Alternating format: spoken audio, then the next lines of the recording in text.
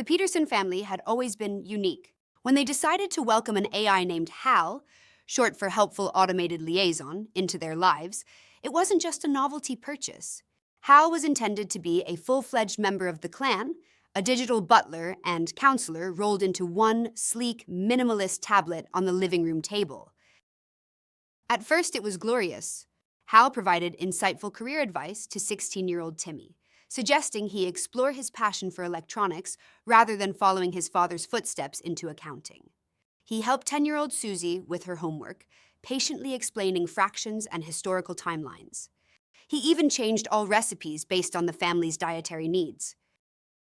Mom adored Hal's organizational skills. He kept track of appointments, created detailed shopping lists, and automatically ordered groceries through online platforms. Dad appreciated Hal's ability to analyze stock market trends and provide investment advice, though he often ignored it, preferring his gut feeling. But there was one member who vehemently disapproved, Grandpa Gus. A staunch believer in traditional values, he viewed Hal with suspicion and outright hostility. A talking box telling me what to do?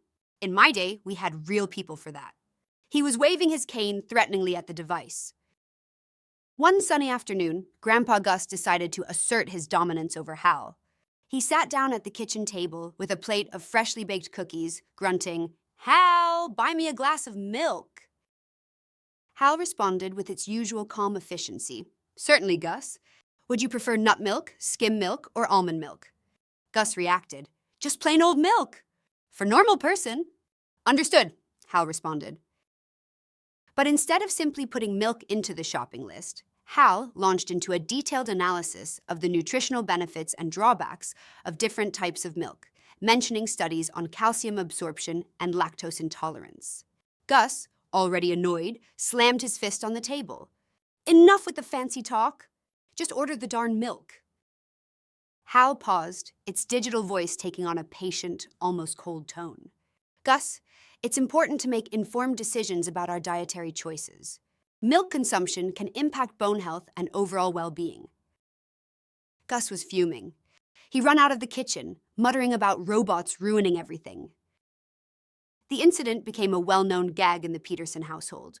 Hal would try its best to be helpful, but Gus met every attempt with resistance, often resorting to nonsensical ramblings like, "Back in my day, we didn't need fancy gadgets to tell us what to drink." One evening, Timmy was struggling with his physics homework.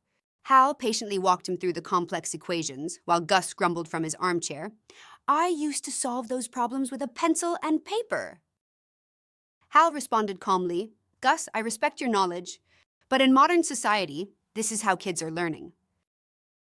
Gus seemed to be annoyed, but then, surprisingly, a chuckle escaped his lips. "All right, Hal," he agreed. "Maybe you ain't so bad after all. Just don't tell me how to drink my milk, all right?" From that day on, there was a truce between Gus and Hal. Gus still grumbled about the robot taking over the house, but he occasionally accepted Hal's advice, usually with a side of sarcastic commentary. The Peterson family learned that technology could be helpful and even entertaining, as long as it knew its place and respected Grandpa Gus's love for plain old milk.